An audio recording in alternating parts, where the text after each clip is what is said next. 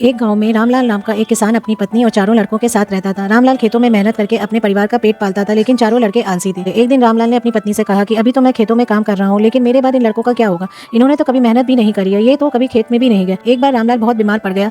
उसने अपनी पत्नी से कहा कि चारों लड़कों को बुलाकर लाए। रामलाल ने कहा कि लगता है मैं अब ज्यादा जिंदा नहीं रहूंगा। इसलिए उसने अब कहा, बेटो, मैंने अपने जीवन में जो कुछ कमाया है वह खजाना अपने खेतों के नीचे दबा रखा है। यह बात सुनकर चारों लड़के खुश हो गए। कुछ समय बाद रामलाल की मृत्यु हो गई। उसके लड़के खेत में दबा खजाना निकालने गए। उन्होंने सुबह से लेकर शाम तक सारा खेत खो दिया, लेकिन उनको कुछ भी नहीं मिला। लड़के घर आकर अपनी माँ से बोले, माँ, पिताजी ने हमसे झूठ बोला है, उस खेत में हमें कोई खजाना नहीं मिला। उसकी माँ ने बताया कि तुम्हारे पिताजी ने जीवन में यह घर और खेत ही कमाया है, लेकिन अब तुमने जब खेत खोद दिया है तो उसमें बीज भी बो दो। कुछ समय बाद फसल पककर तैयार हो गई, जिसको बेचकर लड़कों को अच्छा मुनाफा हुआ, जिसे लेकर वो अपनी माँ के पास पहुंच गए। माँ ने कहा कि तुम्हारी मेहनत का असली खजाना यही है, तुम्हारे पिताजी जो तुमको समझाना चाहते थे। इस कहानी से यह सीख मिलती है कि हमें आलस से त्याग कर मेहनत करना चाहिए, और मेहनत ही इंसान की असली दौलत है।